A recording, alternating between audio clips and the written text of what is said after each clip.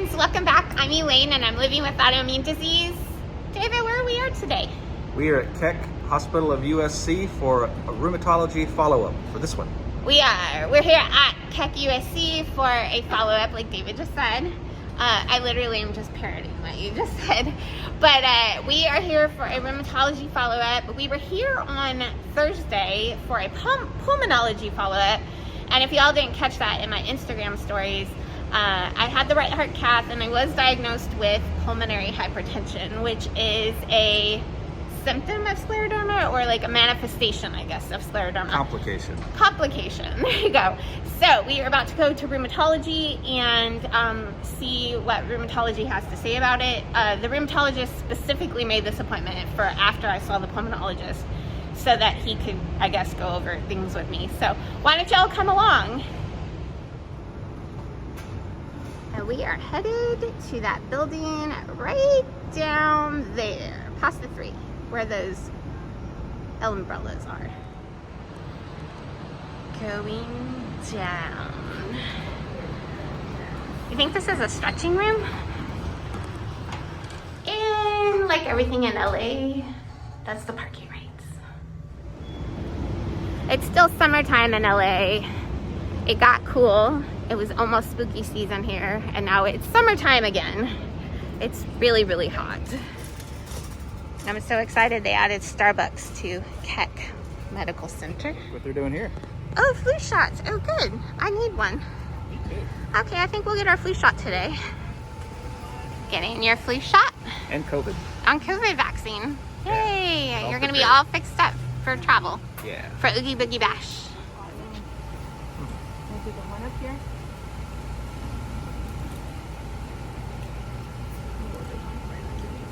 Okay.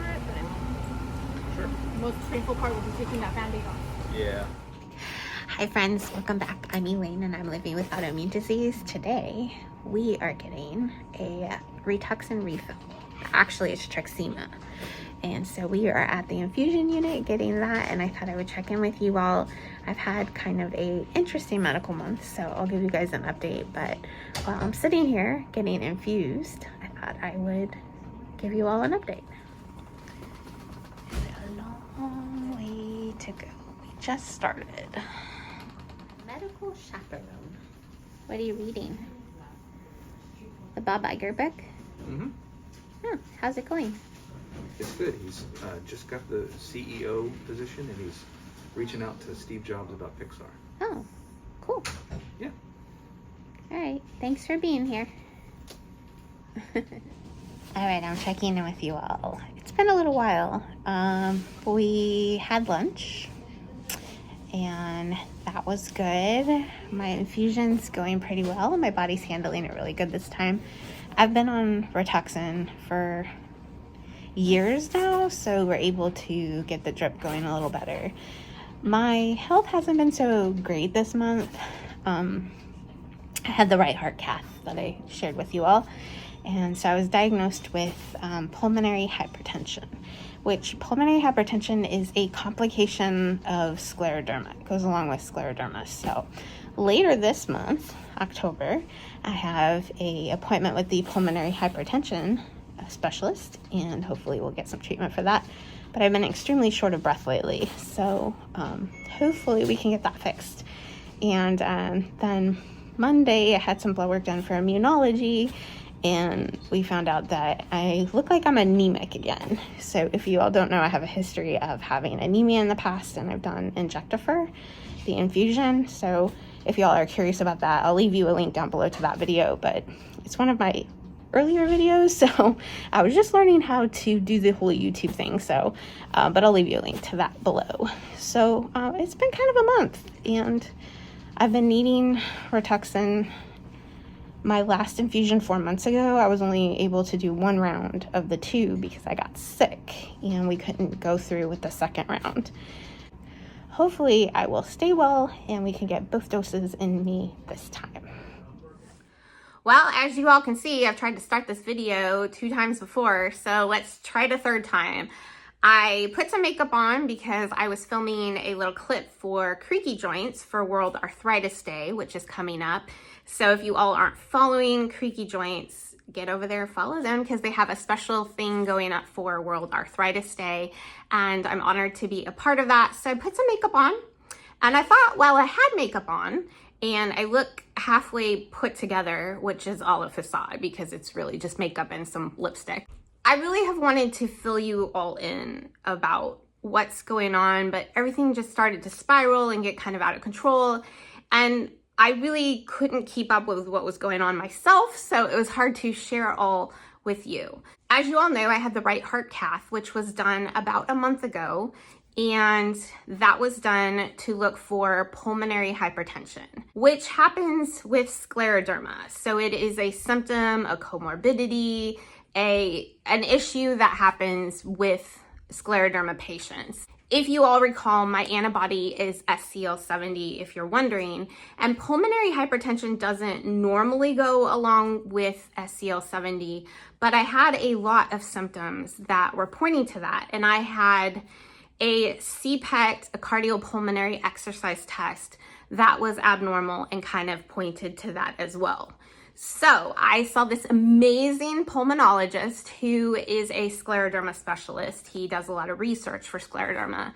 And thankfully, finally, somebody caught my shortness of breath on exertion, and these abnormal CPET tests were showing pulmonary hypertension. So he ordered a right heart cath to check for pulmonary hypertension. He explained that 1 in 5 scleroderma patients has pulmonary hypertension or involvement in that pulmonary valve. So about 2 weeks after the right heart cath, I went back to Dr. Pulmonologist to get the results and have him go over it.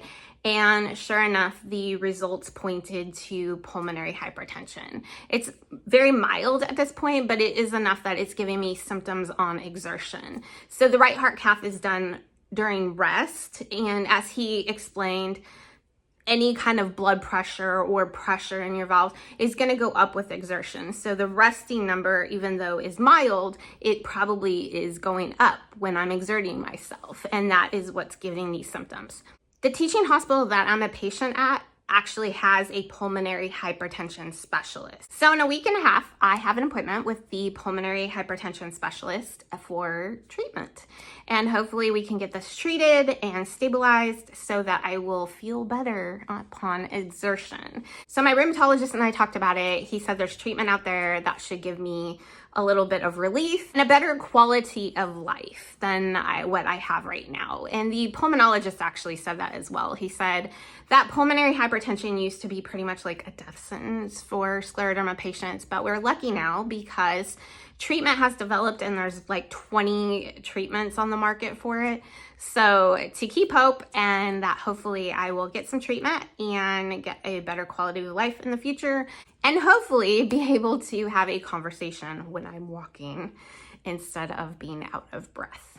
I had a checkup with my rheumatologist as well. We went over pretty much the symptoms that I've been experiencing with the pulmonary hypertension, and pretty much just hopeful for treatment there. Had some blood work done, which showed my inflammation markers were up in my blood, which totally makes sense because I haven't been feeling well. And I was due for Rituxan. As you all see, I went for my first round of Rituxan. I get 2 rounds of it 2 weeks apart. So I am due next week to get my second round of Rituxan. Hopefully we'll get that in my body and I will start feeling a little bit better. On that subject, I also had an appointment with Dr. Immunologist who had ordered some blood work to get my immunoglobulin levels, and I needed to do that before Rituxan. To do blood work for Dr. Immunologist, so lo and behold, my blood work showed that I am anemic again. If you all didn't know, I have a history of anemia. I've had 3 Injectafer infusions in the past, and I am showing anemia again. So the anemia part of it kind of makes me wonder if I need another Injectafer infusion because I've been very fatigued lately, but that's also a symptom of pulmonary hypertension, and also my B12 is low again. I think I've shared in the past, but I do have something called pernicious anemia. I might be mispronouncing that, but what it is it's low B12. My B12 always runs low, and I inject myself with B12. If you're curious about that, I'll leave you a video down below about my experience injecting B12. So what that all means is I've been very fatigued lately, but what else is new? I mean, we live with chronic illness, so we are always fatigued, but hopefully, arthritic fingers crossed, we can start to treat some of these things, and hopefully things start to stabilize. Maybe I feel better. That would be great. I really kind of need a break from health stuff. Although I will say we got to do one fun thing. So the end of September, before my Rituxan infusion, David and I went to Oogie Boogie Bash at Disneyland. It was a bucket list adventure last year, and this year we have made it a tradition. So it's a lot of fun. I'll insert some photos here so you all can see our fun that we had at Oogie Boogie Bash. It's funny how things change within a year, because last year I was doing Vlogtober and a video every day, and I think about this year and I'm like, I just don't have that energy to do that this year. Leave me something positive that's been going on in your life. Leave me a comment down below and I'll share something positive in my life as well. I decided in the midst of everything to join an advocacy group for patients, and I'm doing a little class for advocacy so that hopefully in the future that's an avenue that I could pursue. Since I'm a patient living with autoimmune disease, who better to share our story than a patient? So I am trying to tackle that, and that's pretty fun. And it's fun to meet other patients who have a heart for advocacy as well. So that's something like a silver lining that's been going on over here. So leave me something that is positive that's been going on in your life.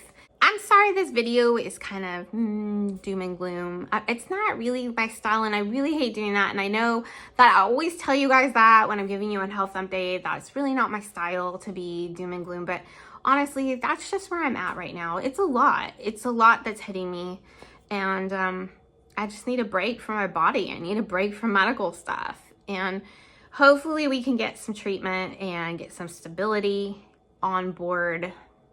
And hopefully the Rituxan kicks in quickly. I'll leave you videos down below about Rituxan as well if you're curious about that. I do Rituxan every 4 months. And actually, they switched me to a biosimilar last time, Truxima, which is seriously just a biosimilar of Rituxan. So it's still rituximab. I appreciate you all hanging out and being here, and for checking in on me. Every once in a while I get a comment on Instagram to making sure I'm okay. If you all didn't know, I'm on Instagram and I'm on Facebook. So if you all want to hop over to those platforms, I'm a little more active on Instagram. I try to keep things up to date there, but I do appreciate you all being here, and I'm sending you all extra spoons. I know that the holiday season, which seems like it's already started, is hard for all of us. It's hard to keep up. It's hard to keep up with kids at schools and things going on and family gatherings and just life. So I'm sending you all extra spoons for this holiday season because I know we all need it. Thank you for watching, and thank you for being here. If you all want to encourage me in my wellness journey, my seek for health, please leave me a thumbs up so I know that I'm not just talking to a camera, but that I do have friends on the other side of the screen. And until my next adventure, go have yours.